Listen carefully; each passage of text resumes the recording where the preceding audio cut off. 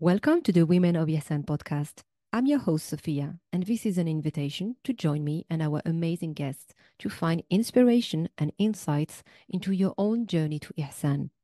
If you ever feel overwhelmed or confused along the way, I'm also here to support you so you can tackle your challenges with confidence and make progress towards this lofty goal. To find out more about my work, check the episode description and make sure to subscribe.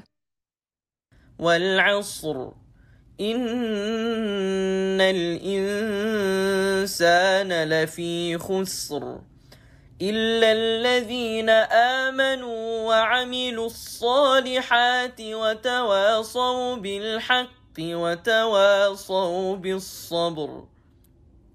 Bismillah wa salat wa salam ala Rasulillah. Welcome to a new episode of the Women of Ihsan podcast. Today, I have the great pleasure to host Meriem Abida, who's the founder of ELIT Equilibrium, an international business consultancy firm. She is an exclusive business consultant, leadership programs developer and facilitator, business mentor specialist, event strategist, and public speaker.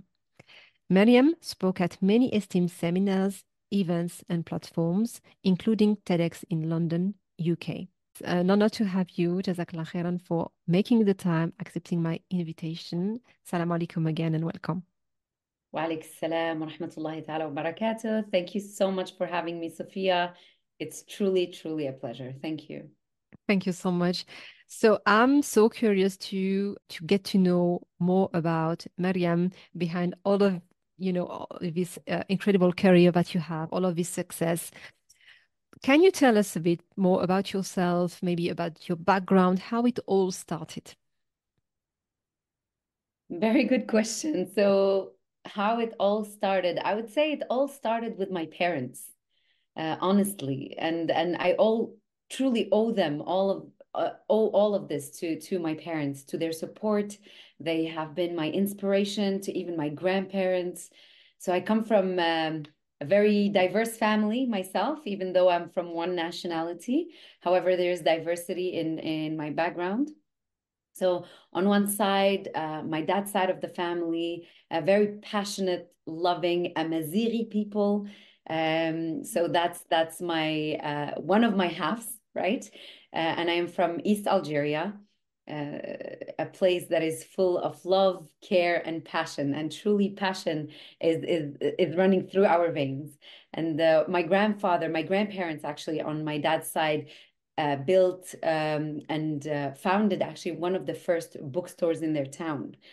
So education and Islam was quite at the heart and at the center of their household. And then my father is someone who's passionate about mathematics, as you know, an engineer, someone who has a PhD in engineering. So I was quite encouraged to study, to also always, break those my own barriers. And on the other side, I have my mom's side of the family that were quite an inspiration, with a grandmother that was quite an activist. She gave speeches by the side of the first president of the Algerian nation, sorry, the Algerian country. So she fought for that decolonization throughout her life, and was quite passionate about reviving Islam in Algeria, reviving the values of Ihsan as well. And her husband, my grandfather, who's originally Tunisian, I was born and raised in Algeria, though, had quite, a passion for her project and was quite a supporter. He was a businessman. However, he supported his wife through, her passions. And my mom was Amazing. French teacher. So language is also a big part of it. A And book could be written about that. yeah, What alhamdulillah. it must have been a wonderful love story. Yes, alhamdulillah. That continues to live on, and may Allah give them a long life. I So, mean, from my background, I would definitely, the source of it is definitely my parents, and them just holding on to their values of empowering their children and pushing us to break our own barriers, and telling us that, whatever you do, if you do it with itqan, with ihsan, with excellence, you'll succeed. So, and I owe it to them. MashaAllah, amazing. Okay, I will not say I understand better because, there are people who didn't have this kind of background and support who also achieve amazing things. But obviously, having the support and this push and having people leading the way in your own family, this is also quite interesting. And what I find even more interesting, maybe that I would like people to pause about it, because one of the things I like to do in the podcast is also quite trying to debunk some of the misconceptions that we have about Islam. And now hearing from, your grandmother being an activist and that her husband, he was supporting her. I mean, it's completely at the opposite of what you would usually think of, let's say Muslim people, brown people in general, isn't it? Absolutely, So, absolutely. Yeah, and I'm talking about this couple particularly from my mom's side of the family. So my maternal grandparents are a couple who got married in the late 30s. So I'm talking about truly people that lived with no personal limitations or intellectual limitations. And I would say I would accredit their mentality to traditional Islam, right?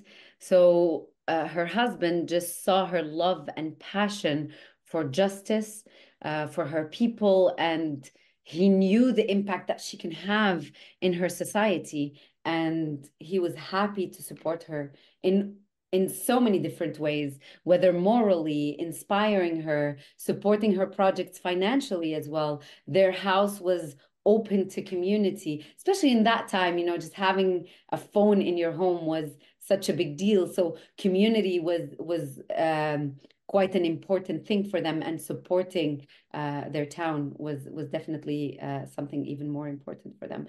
And I would accredit again that to the traditional Islam, as I said, where a lot of our values have been tainted with time, unfortunately. yeah, yeah, yeah. But I guess that would be a discussion for another day, but a really interesting one. Absolutely. MashaAllah. Alhamdulillah. So thanks for shedding a light on, your background. Is there maybe a personal story that makes sense here to, you know, to to share for us, for the audience? Yeah, happy to share. What's coming to my mind at the moment is now I'm gonna move to my parents more specifically. So they're both quite adventurous people. They're conservative and adventurous at the same time. So I would say they function with calculated risk. Let's call it like that.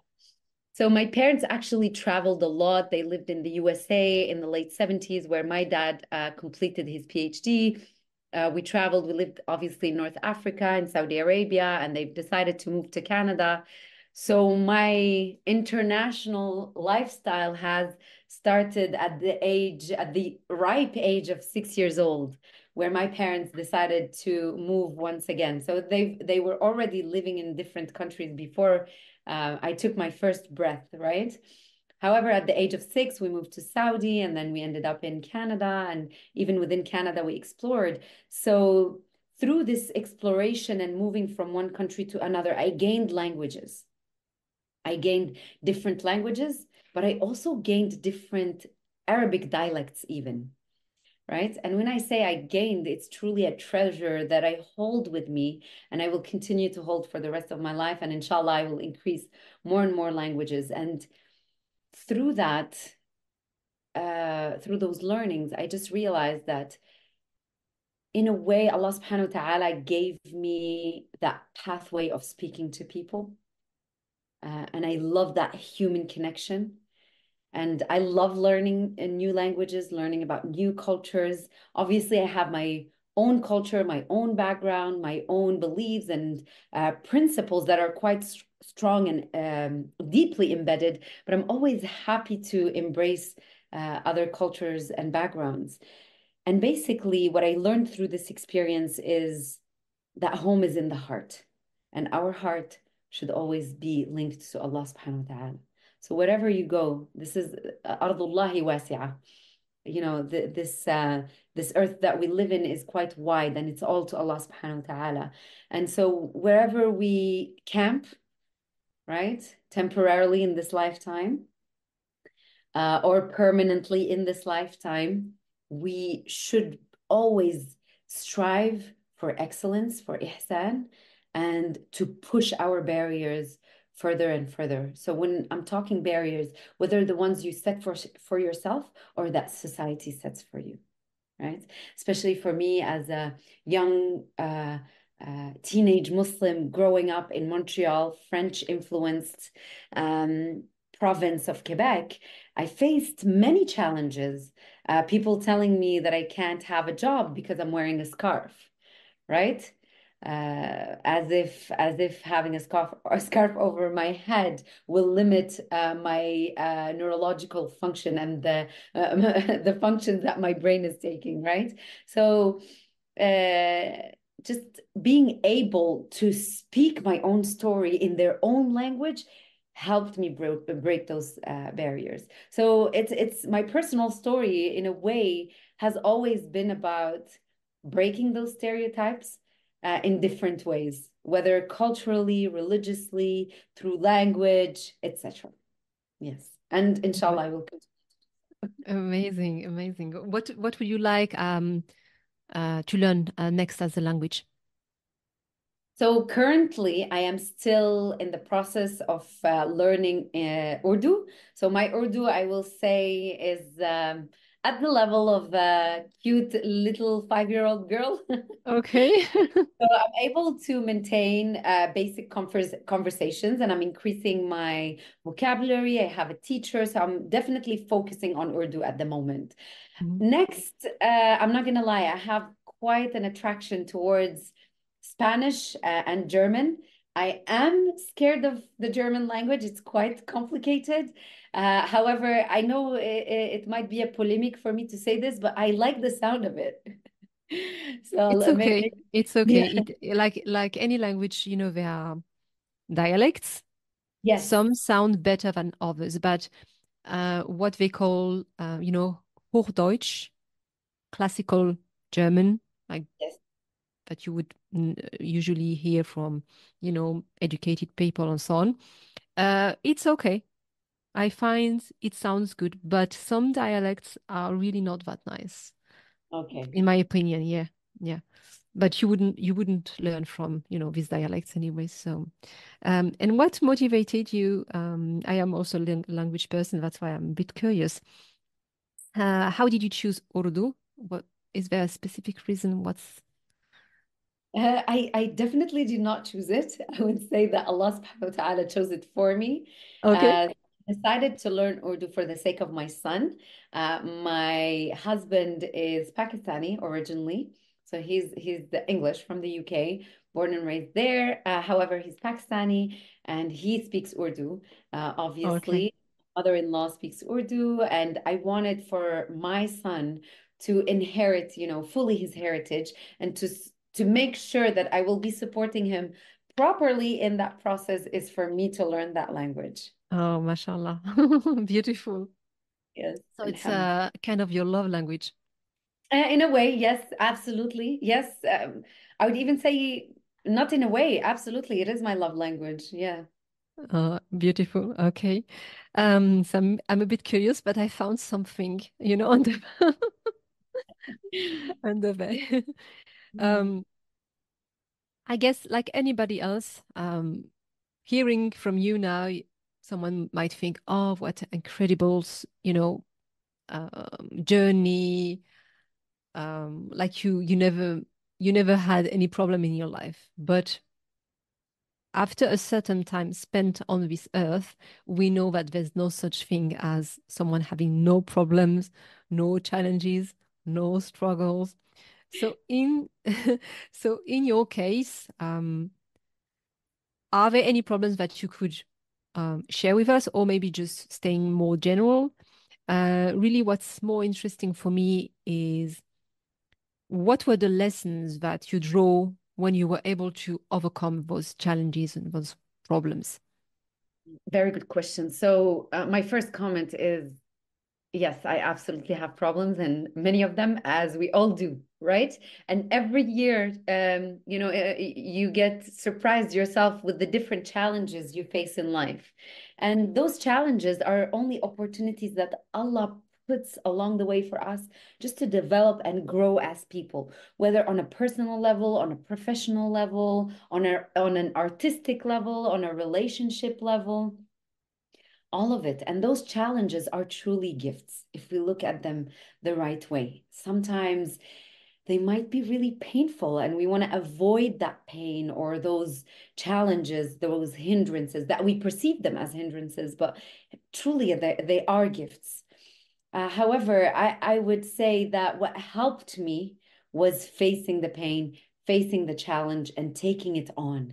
Just being courageous as an individual, right? And I take great inspiration in this particular time, and the end of 2023 and the beginning of 2024 has been quite challenging emotionally for a lot of people with the genocide that we have been witnessing live on top of that at every minute of the day. So, we can take a page from the book of our Palestinian brothers and sisters when it comes to life challenges. And it's continuously happening in different ways, right? But at the end of the day, we have to have that faith in Allah subhanahu wa ta'ala. There's always light at the end of the tunnel. If you don't see it, you're looking in the wrong direction, Oh, right? amazing. I love that. Don't There's see it, always looking in the right direction. Yes, amazing. I absolutely. love that. Yeah. Yeah. And I faced challenges in so many different ways, whether for my faith, right? So before going into that, actually, I would say I faced challenges with myself, with my nafs, right? And the nafs can be an ego booster, or it can be also a self-destructive voice. Both of them can co-live in a way inside of us, but it's about taming that voice.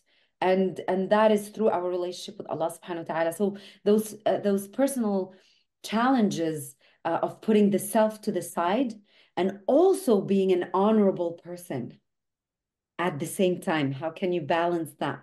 It's by having the right teachers, taking advice from trusted people in your life that you keep close and hold on tight, right? Hold on tight to them throughout your journey, and they will help you overcome the external challenges. When someone tells you to take off your hijab for a worldly matter, no, thank you. Because I know that I will have not only my worldly reward by saying no, thank you, but I will have my afterlife reward by standing my ground for my principle and my belief. So yeah, and I know that so many Muslim women that are hijabi can relate to me, and non-hijabis as well. So for example, I am a visible minority due to my hijab. However, your skin is gonna be visible, your skin color is gonna be visible, your features, the fact that your food smells different when you warm it up in the microwave will tell on you, even if you have blue eyes and blonde hair. Your heart, how you carry yourself with people will tell on you, right? And we've all experienced that. So I just say to people, be authentic and hold on onto your principles and your core values. And they should be, when I say your principle and your core values, I'm already assuming that you're functioning within the framework of Islam. Indeed. Yeah, Yes. inshallah, inshallah. I couldn't agree more. Thanks for sharing. Now, Alhamdulillah. at some point,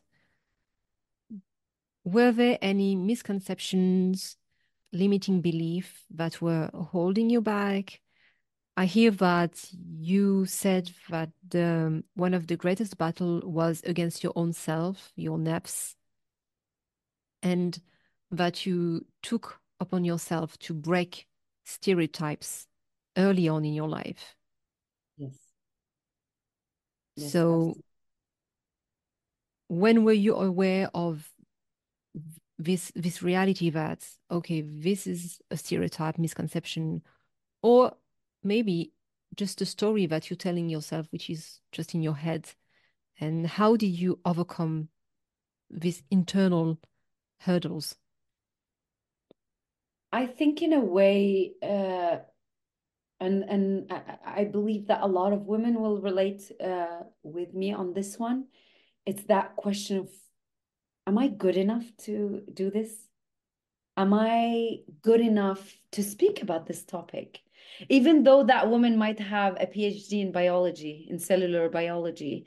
However, if she's asked to speak about the topic, she might even look for someone else to speak about that topic, or even someone else that has less accreditation than her. So I think, again, earlier I was speaking about that balance, that we should keep ourselves in check, in terms of we should never live our lives blind and get into our head and believe in ourselves that much, because any success, we accredit that to Allah subhanahu wa ta'ala, to the people that are supporting us. Every word that comes out of my mouth that is inspiring you is from Allah subhanahu wa ta'ala. Any goodness, anything wrong that I'm saying here on any podcast or any class that I give, any wrong that I say is definitely from me, from my lack of knowledge or whatever it is. However, Allah subhanahu wa ta'ala, as a Muslim community, you know asked us to lead our lives with honor, with respect, right? For men and women in the same way. He gave us different ways to express it in society, different ways to express that within our own nuclear families and extended families, in our workplaces, etc. And we have the Sahabas to look up to, and obviously, first and foremost, is the Prophet ﷺ. Right? And we have the Sahabiyas, we have the Sheikhas throughout time up until this day. However, what was holding me back oftentimes up until this day is that question of, am I good enough? Right? We don't seek to speak, but if we are invited, let's trust those doors that Allah subhanahu wa ta'ala is opening for us. However, you have to keep that internal work with yourself. This is not for me. It's not for my self-satisfaction. It's not for my self achievements, right? The achievements of the self, rather. So it's about giving. Happiness comes from giving, willingly giving, right? We should never be in a position to where our free will, the gift that Allah subhanahu wa ta'ala gave us, right? So choosing the right places to be in and to willingly give for the sake of Allah subhanahu wa ta'ala. So that's how I overcame it. And I would say I didn't overcome it, actually. That would be a false statement. That's how I'm still overcoming it. And I will continue to do so, inshallah. Yeah, I can definitely relate to that myself. And from all the women that I talk to, subhanAllah, it's something that we all have in common. Like you said, you could have a PhD, you could have so many accolades, and then when it's time to speak or to, like in any capacity, you're doubting yourself. Imposter syndrome comes. Yes, yes, absolutely. And just these last days, I've had some kind of reflection about this self-doubt. We know that, being humble, having this humility, it's also a virtue in Islam. However, where is the fine line between, now it's not the time and place to be humble, but it's the time and place to own this position that I have, so that I can do justice to the skills that Allah subhanahu wa ta'ala gave me. And what I'm also being reminded of, like you said, is it's not about me. It's about who I can help, who I can support. What you have to say, your story is important for someone. Your skills that you are supporting other people, that you are putting, this service out in the world, there is someone who's looking for that exactly and precisely. And you are doing the disservice not only to yourself, but also to these people who are looking for you or your product or your service when you are having all of these self-doubts and, oh, maybe not, maybe, and not being sure, and in the end, like it's like you shooting yourself in the foot because you don't you're not confident, you lack credibility, so people really they can't trust that you actually are the right person to help them, to support them, subhanallah. So, and then what led this, as Muslims, we know that every action must be preceded by the right intention, sincere intention for Allah subhanahu wa ta'ala. So if we have this sincerity, then what you do, what you put out in the world, again, it's not about you. And it's not about, oh, how are other people going to judge me? Yes. Because it's about Allah subhanahu wa ta'ala. Yes, absolutely. Absolutely. And, in the TEDx Bethnal Green Road that I was part of in London, just in last February, one of the girls, her name is Sabria. She's such an amazing soul. I cannot wait for you guys to hear her TED Talk. And so basically, she was talking about about representation and being a Muslim woman with the hijab, being a brown woman, etc. I won't disclose too much about what she was talking about until, her video comes out. But something that stuck with me was, if you don't see the representation, then be the representation. Yeah. I owe it for future generations. I don't have a daughter yet. Maybe Allah will give me that gift one day, inshallah, if I have a son. However, and even for my son, when I think about it now, it's having, women having that representation out there is such a catalyst in their personal journeys. I didn't have that growing up, and I wish I did.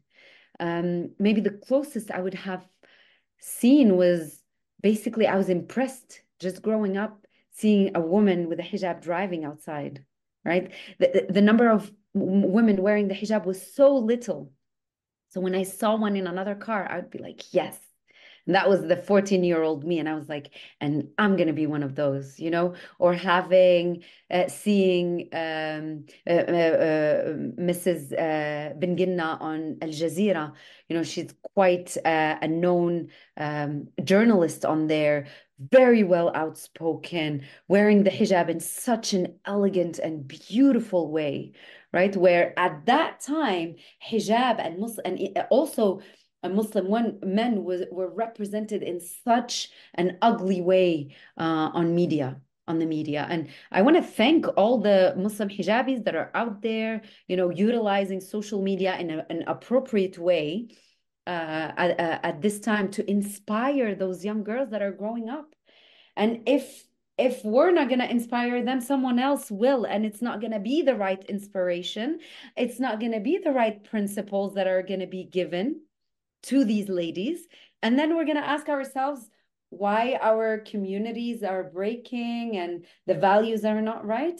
That's why we need to be that representation, as, and a'udhu billah, it's not a comparison, as Aisha radiallahu anha was the representation and was out there as the prophet, the wife's prophet, sallallahu alaihi wasallam, or Khadija radiallahu anha, obviously, and any of Salama radiallahu anha, any of the sahabiyat that were present in the community, teaching men and women Quran, teaching men and women hadith, and helping communities.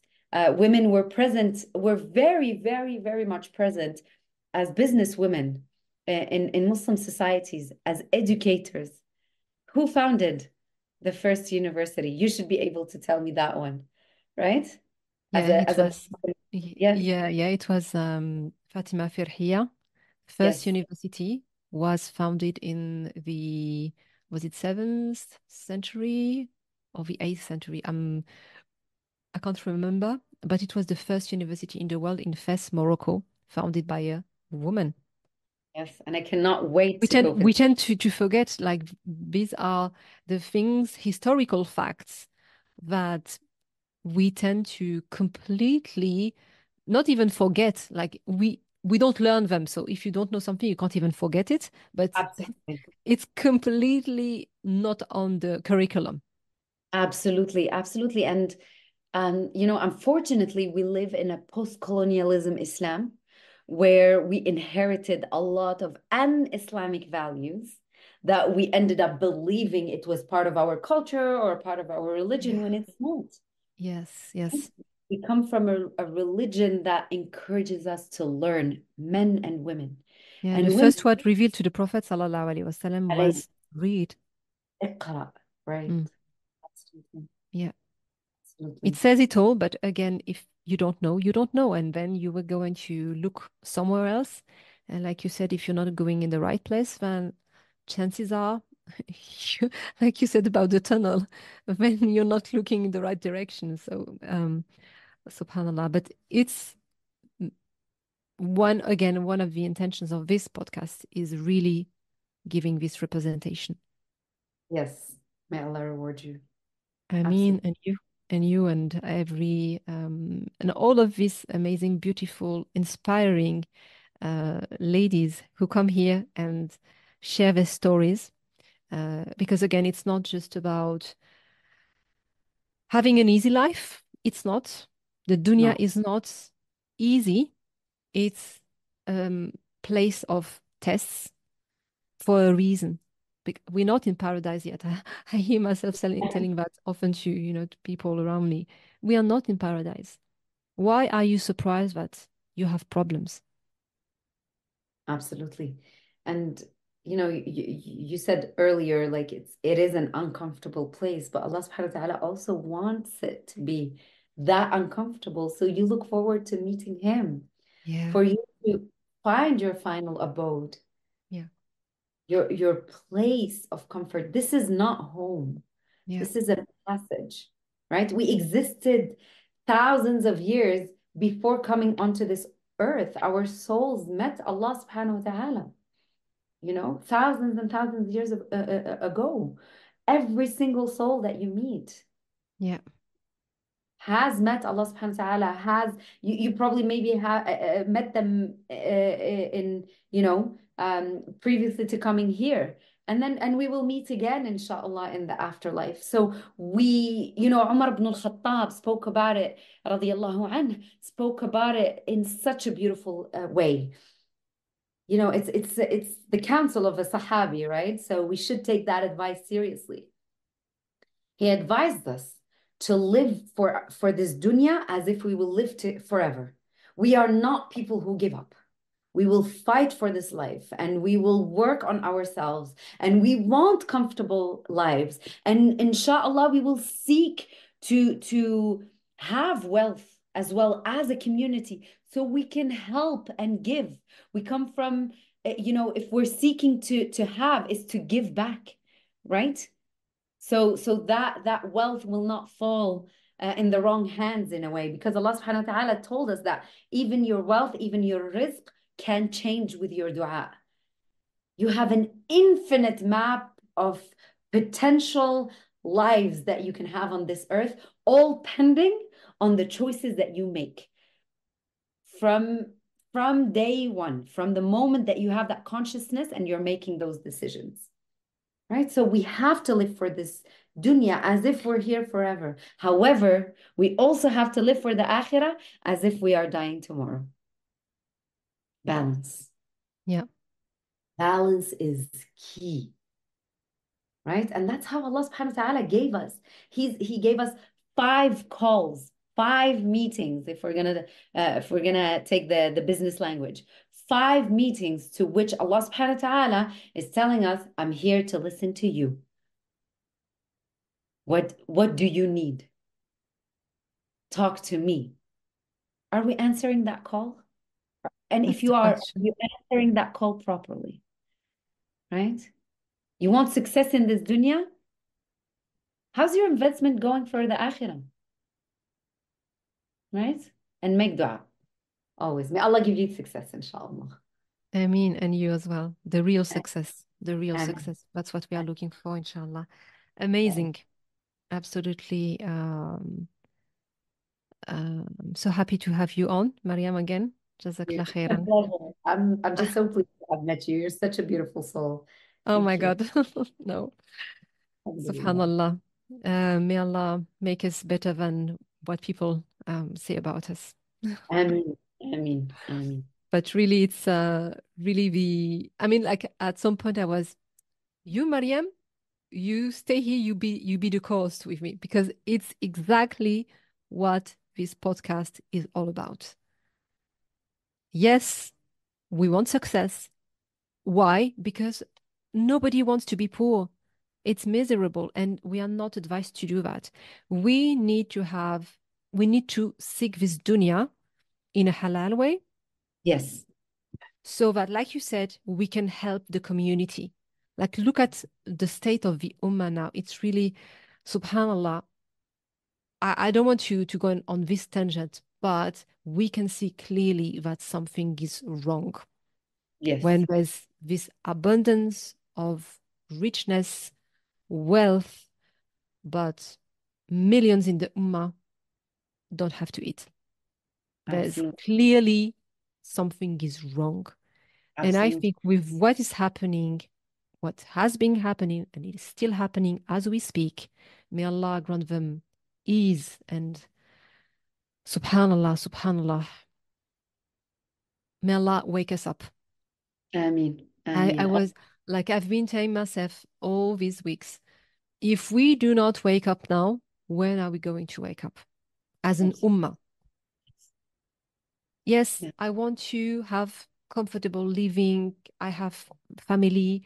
I need to be able to provide for them. That's fine. You want a car, go get your car.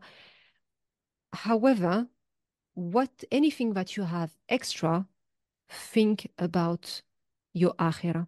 Because in the end, when we are stingy, it's with ourselves.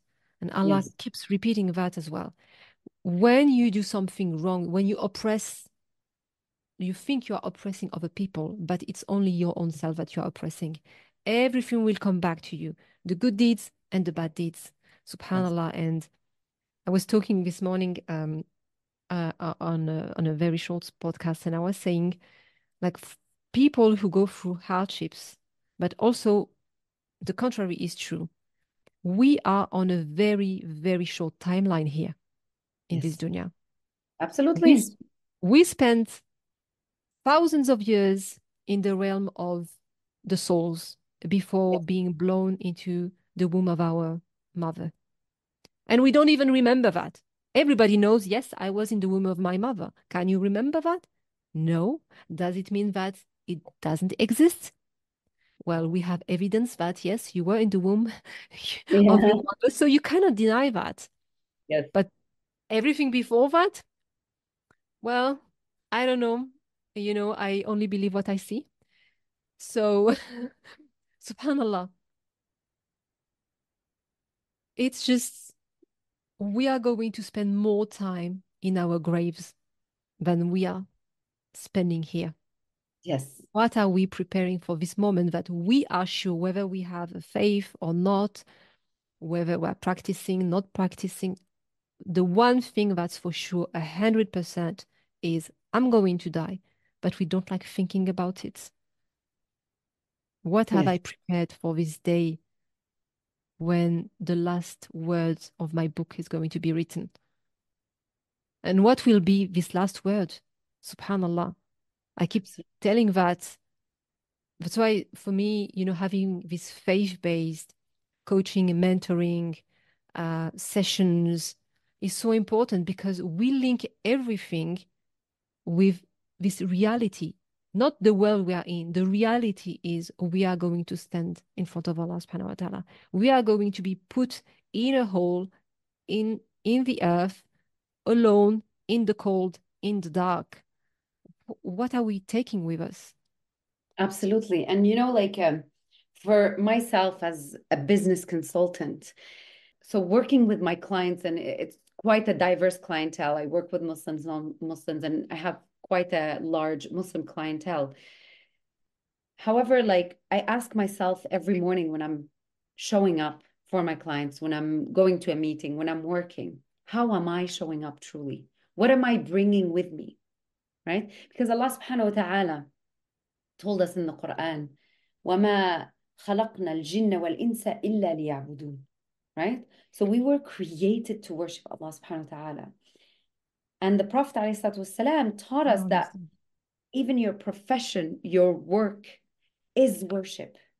It is a form of worship. So how are you showing up to that form of worship? The same way that praying, it's a pillar of Islam to pray, and it's a direct form of worship. It's crystal clear.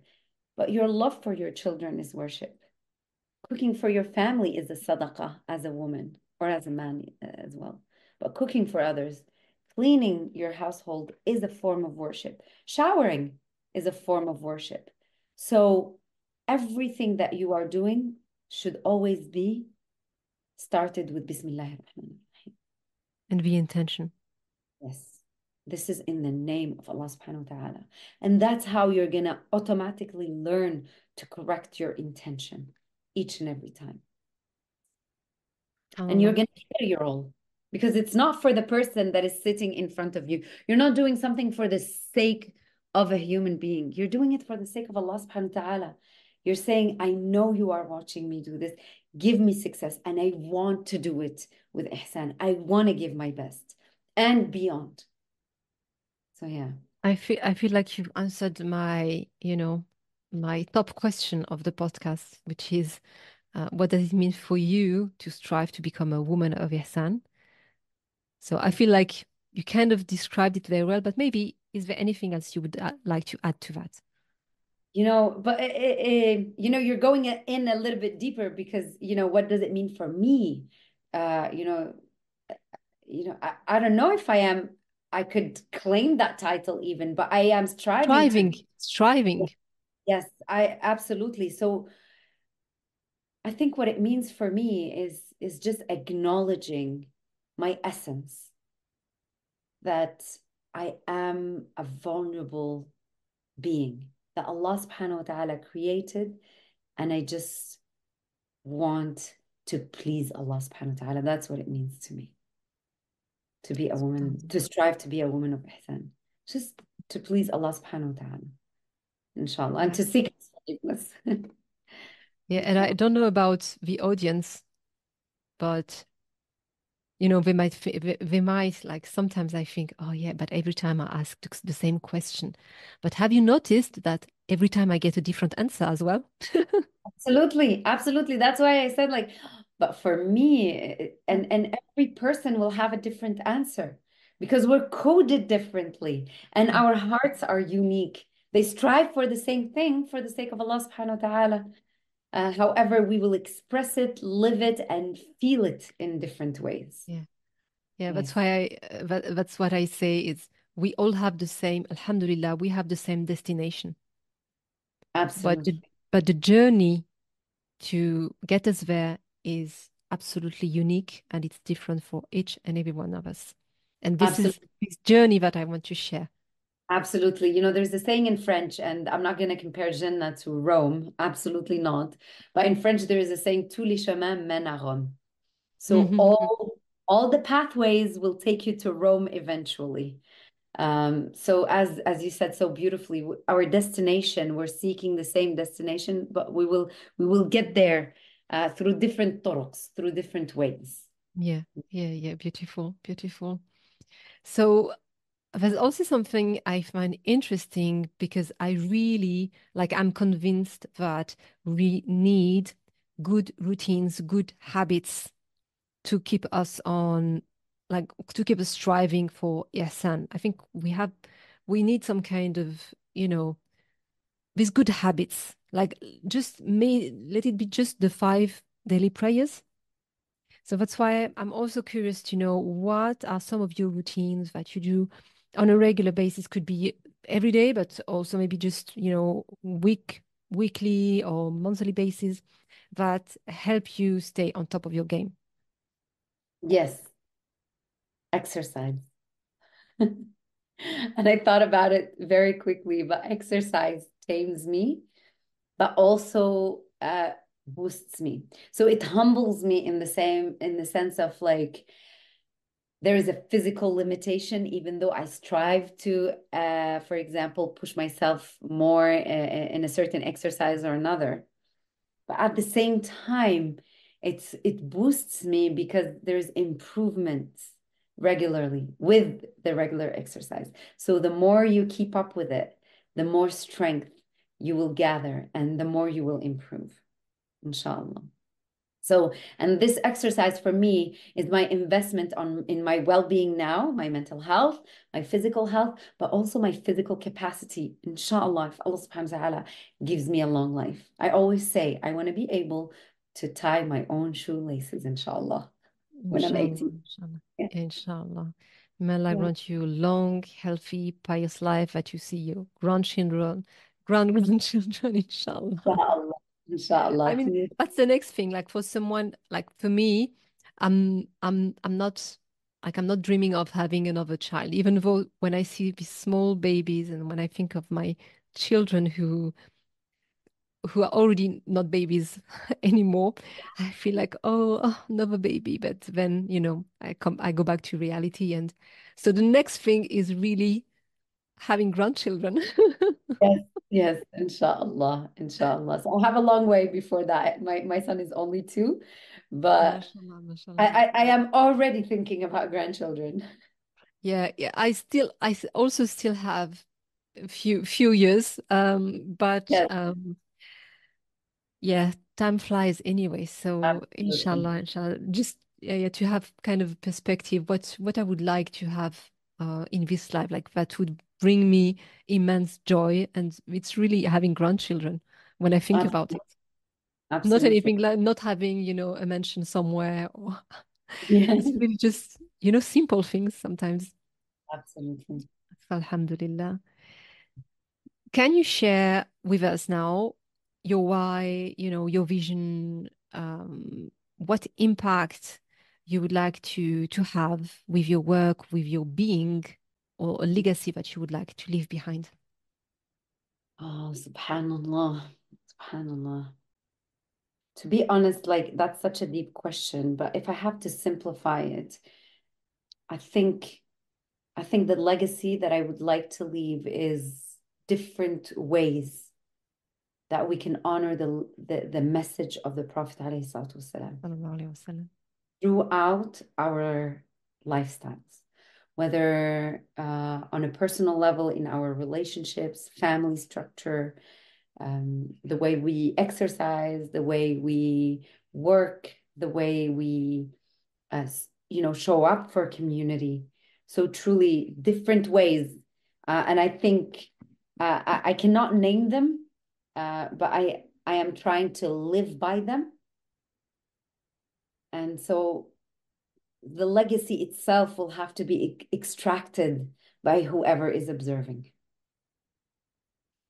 And if I'm making one positive change for one single individual, I'm happy. Inshallah. Alhamdulillah, may Allah grant you tawfiq. Ameen. And Ameen. accept that from you, inshallah. We are coming to the end. It feels like it's been 5 minutes, but I think No, it's been I over have an been hour now. I have been enjoying this conversation with you. Absolutely.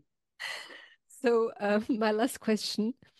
Again, I ask this question every time, but I get a different answer, and I like this question. Who would you like to see on this podcast as a guest, and what would you like to ask her? I would like to see Kalila Lester on this podcast. She's an amazing, inspiring woman. And I would like to ask her what inspired her to lead her company in the way that she is. So what inspired her to lead the Power of Voice Academy in the way that she is? Yeah, that would be my question. And I hope I'll see So, her up there. Well, I'll hear yes, her up there. Yes. inshallah, because I had her already. Oh, you did? Yes. Not watch that. Okay, now I have to suggest someone else. Okay.